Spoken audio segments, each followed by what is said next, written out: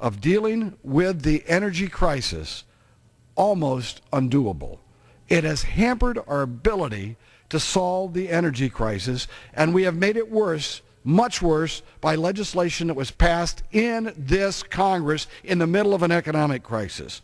For years, it has been a costly drag on our economy, this concept that we're going to try to outlaw CO2 rather than getting to pollutants. Well, now, with a horrendous crisis looming, with a sword hanging over our head, not producing domestic energy is no longer acceptable.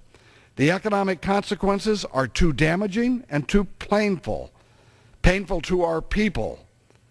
We should be aggressively looking for ways to produce more energy here rather than searching for reasons to prevent increases in domestic production, because that's what the powers that be in this Congress now are doing. That's what happened with the cap and trade bill. They are looking for reasons to prevent domestic production of the current energy that we depend upon. The end result has been, yes, a hampering of domestic production, and has been thus resulted in a decline in wealth generation in our country. So imagine that. We aren't being permitted to develop our own energy, thus the amount of wealth that's being generated in our country has been declining, and because there's less wealth, people are beginning to suffer.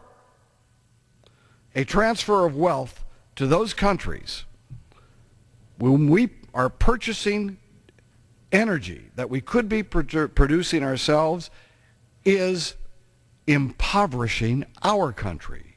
That's right. If we could produce it ourselves, but yet we're buying it from overseas, we have less wealth here. This, as I say, has cost our economy trillions of dollars. Trillions! And we are expected to continue our economic woes even as Congress passes more restrictions on domestic energy production. Then, of course, when it comes to wealth transfer, one needs to look closely at America's trade policies, another major cause for our economic decline.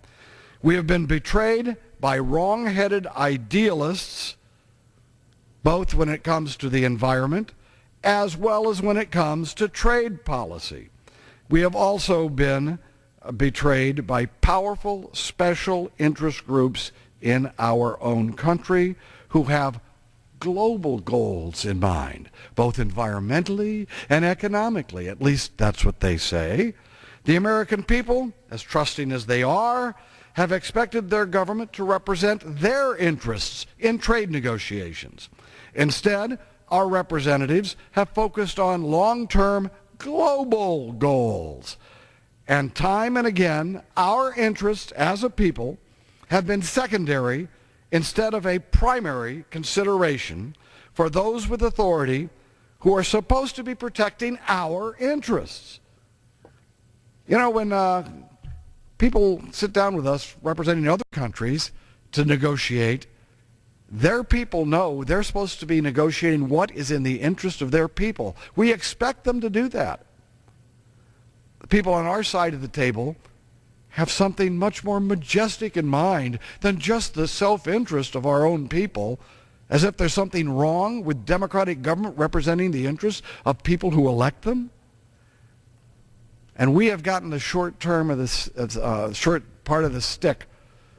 We have been shortchanged in these negotiations, trade negotiations, because we haven't anybody been there aggressively demanding what's in the interest of our people, but instead we want to create a global system, and we want to convince these other people to sort of inch over in this direction so we can part of a global effort. Now, don't get me wrong, I believe in international trade.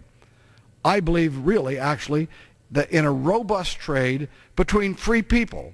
And I believe such a trade between free people is a benefit to both parties, especially if the ground rules are fair and equal and negotiated out between the two peoples.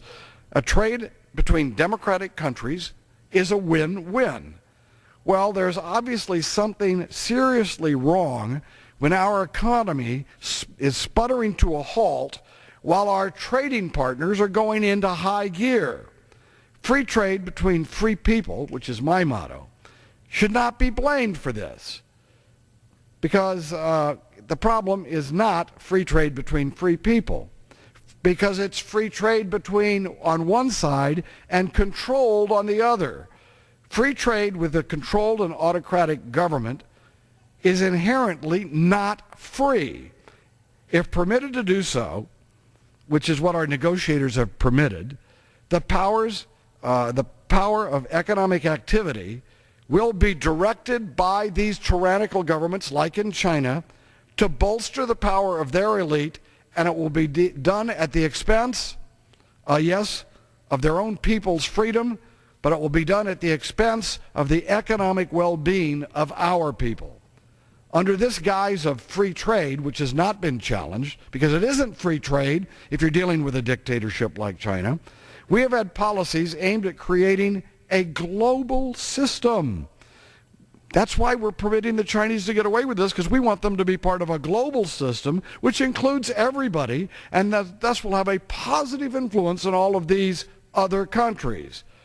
Well, the global system will supposedly include everybody: dictators, rogue regimes, countries where people are treated like serfs by gangsters and criminals and tyrants.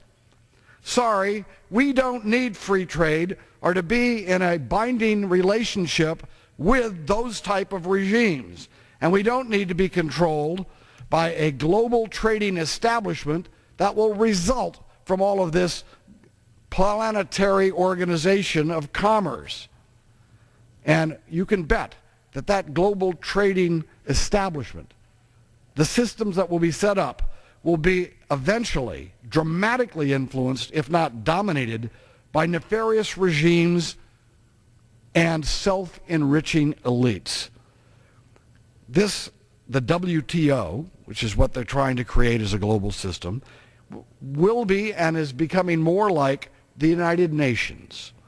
The United Nations, which was a theoretical dream, but in reality, a nightmare for free and democratic peoples. The UN is an organization that gives China, the world's worst human rights abuser, a veto. And it provides General Assembly votes to the likes of Burma, Iran, Cuba, and North Korea.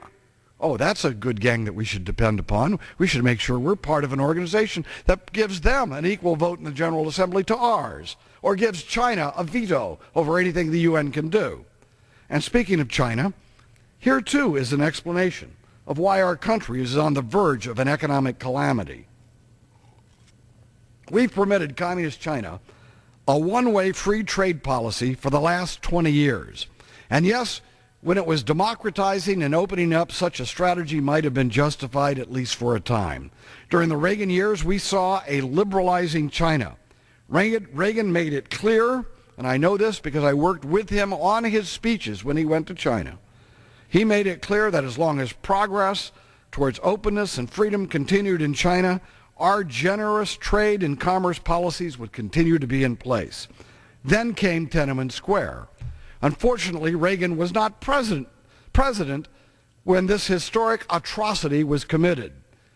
The Tiananmen Square massacre was not something that needed to happen, but it did happen. I believe had Ronald Reagan been president, it wouldn't have happened. He would have sent a telegram to those communist dictators and said, if you slaughter the democratic movement and end democratic reform in China, we will withdraw your credits. There will be no technology transfer. There will be no investment in your country. There will be no open market for your goods.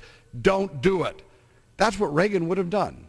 Do you know what the telegram was that President Bush, the father of our last president, sent? You know what it said to those communist Chinese bosses about to make the decision to slaughter democracy in their own country?